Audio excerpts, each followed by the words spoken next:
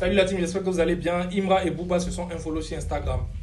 En vrai, ça étonne qui. Mais déjà, avant de revenir, j'aimerais vous demander d'aller vous abonner à ma page Facebook. Oui, je suis de retour sur Facebook. Après qu'on m'ait signalé plusieurs fois, je suis de retour. Donc, allez-y, le lien dans ma bio, vous cliquez, vous serez directement redirigé sur ma page Facebook, vous vous abonnez. Et pour ceux qui ont du mal à cliquer sur le lien, vous tapez dans la barre de recherche Facebook BLK42. Voilà, et vous vous abonnez tranquillement. Et aussi, pareil pour YouTube, parce que YouTube, je mets aussi des vidéos version longue là-bas. Donc, pour tous ceux qui ont un compte, vous vous abonnez. Le lien aussi dans ma bio, vous cliquez, vous serez directement redirigé, vous vous abonnez tranquillement. Ou bien vous pouvez taper aussi BLK42, vous allez voir ma photo de profil, je suis en orange, voilà là, vous vous abonnez tranquillement. Donc la team, ça étonne qui que Booba et Imra se sont infollow? Ça étonne qui en vrai? C'est la vraie question. Et j'aimerais commencer en disant que Imra s'en fiche de Didi. C'est mon avis. C'est moi, je pense ça. Il s'en fiche de Didi royalement parce que personne n'était là quand il partait coller ses affiches à Angré. Personne n'était là quand il luttait. Donc il s'en fiche. Ça, c'est pour commencer. Et moi, je ne voulais pas parler de cette histoire parce que je l'ai su depuis un moment, mais je ne voulais pas en parler. Parce que je me suis dit, bon, c'est son avis, il fait ce qu'il veut. Il discute avec qui il veut. Ils ont partagé des moments de... on ne va même pas dire des moments d'amicalité. Voilà, c'était même pas des moments d'amicalité en tant que tel. Ils ont partagé des moments d'appréciation mutuelle sur les réseaux. Voilà, je suppose que Booba aimait ce qu'il faisait, il validait. Ensuite, tranquille, c'est tout. Donc, s'il décide de se désabonner, c'est son avis.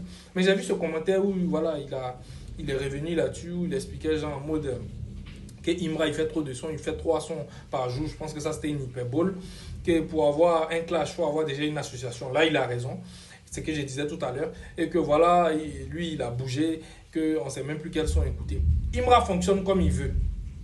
Et ça, que vous le vouliez ou pas, ça va être le cas. Il fonctionne comme il veut. Parce que c'est comme ça qu'il a fonctionné pour être là aujourd'hui. Il m'a toujours été productif. Il y a des plaisantins quand même, ils nous disent, non, surtout même les gens même disent une fois. Souvent, les ultras, non, en mode, ouais, mais non, ce que Booba a dit là, au fait, non, vous êtes des pirates. Moi, je connais les pirates. Vous êtes des pirates. Voilà. Parce que Booba là, il n'a aucun principe. Ou soit, ces principes-là sont sélectifs, partiels et puis partiels. Sinon, il n'a aucun principe. Lui, il a quel principe? Aïe, tu reproches à Imra d'être productif, pourtant tu valides Joule. C'est quel principe? Tes principes sont sélectifs. Il y a quelqu'un qui fait son que Joule. Il y a quelqu'un qui fait feat que Joule. Il y a quelqu'un qui fait album que Joule. Quelqu'un à son âge, il a près de 20 combien d'albums là. Aïe, c'est pas logique. Tu es tout le temps en train d'encenser Joule. Alors qu'il n'y a pas quelqu'un qui fait son que lui. Si Imra fait 3 sons par jour, c'était une hyperbole. Joule, il peut faire 15 sons par jour. Donc, ces principes sont sélectifs.